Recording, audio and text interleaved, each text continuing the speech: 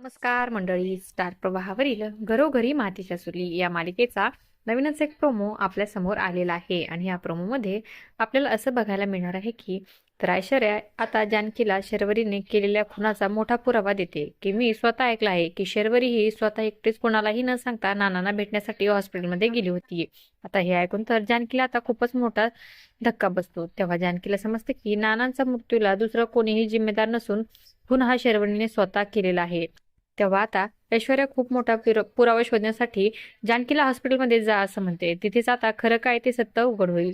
तर आता जानकी पुरावा शोधण्यासाठी हॉस्पिटलमध्ये गेलेली असते. तर सर्व CCTV चेक करते पण तिला शर्वरीचा चेहरा स्पष्ट दिसत नाही.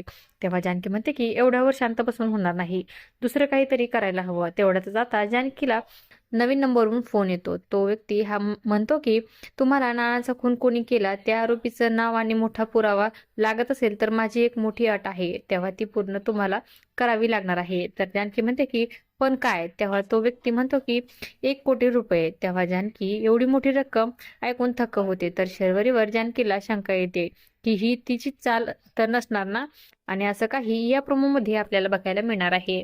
अशाच मालिकांच्या नवनवीन अपडेट्स पाहण्यासाठी आपल्या चॅनलला सबस्क्राईब करा आणि व्हिडिओ आवडला असेल तर लाईक आणि शेअर करायला विसरू नका. धन्यवाद.